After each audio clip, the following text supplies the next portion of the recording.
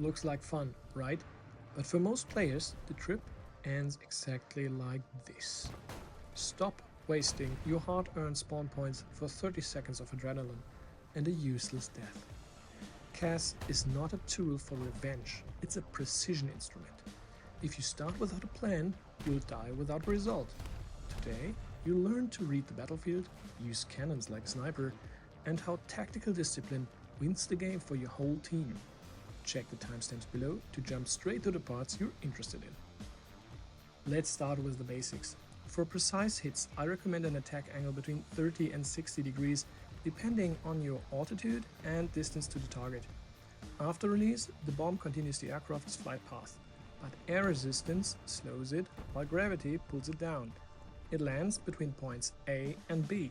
That's why you should place your crosshair slightly above the target before dropping. I recommend binding space to drop and W and S to your elevators. This allows you to pull up much harder than with the mouse alone. A cool trick is the bounce. Throw the bomb against a wall or cliff so it lands right next to the enemy tank. To make this work and to avoid blowing yourself up in low-level flight, you must set a detonation timer of 1.5 to 2 seconds. Without a timer, low-level bombing is just embarrassing and usually your end. Small bombs need to be much closer to the enemy tank than big bombs. Once you're out of bombs, or if you don't carry any, it's time for strafing. The Duck is killing here with its 75mm cannon, while the Me-262 with its 50mm cannon. In theory, it's simple. Aim and fire. In practice, tunnel vision and ground contact. Defeat your kill greed before the ground defeats you. Use 3 controlled bursts. 1 for adjustment, then hitting, and maximum 1 follow-up. Too low, terrain. Too low, terrain. Pull up early. Enter your attack with enough speed. If you're too slow, you'll be a sitting duck while trying to climb back up. Easy prey for any AA. The recoil of these cannons slows us down heavily. Keep that in mind. But not just the big cannons can strafe.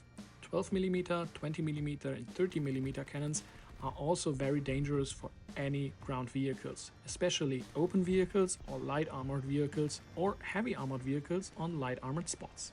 Ninja tip against AA. Fly in low and cut your engine, but watch your energy closely. Without the engine, you lose speed fast and become unable to maneuver.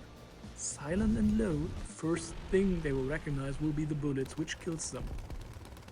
4 things are dangerous: planes, SPAAs, the ground, and the enemy airfield, whose AIAA will mercilessly shred you if you get too close. Use the OODA Loop. Observe, orient, decide, and act.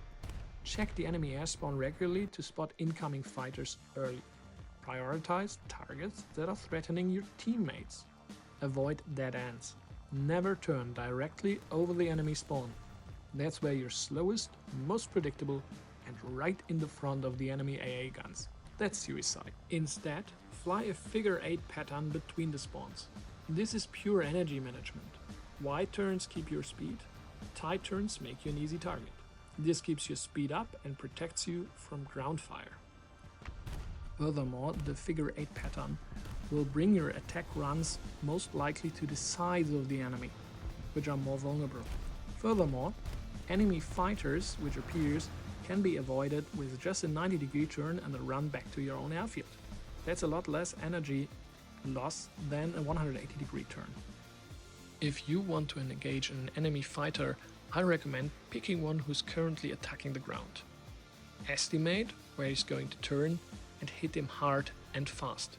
If the sky is clear, the ground is ready to snack. If you have a fighter on your tail, tap your rudder once in the exact moment they open fire. This radical movement will prevent them from hitting you. If you spot a fighter early and have the speed, pull them to your own airfield, especially if you only carry a 50mm cannon. Dogfighting with that is pure luck. Let your base AA do the work.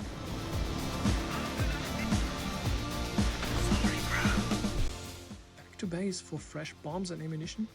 Think carefully if you can afford to leave your team alone. Every second in the air, a tank is missing on the ground. If you land, do it efficiently. Gently belly land your aircraft. You can do this up to 350 kph or more. Friction stops you much faster than wheel brakes. But don't go too fast and touch down slowly, or you'll risk a flip and a total loss. Now you have everything you need to have fun with CAS. Have fun out there. See you in the skies. Peregrine out.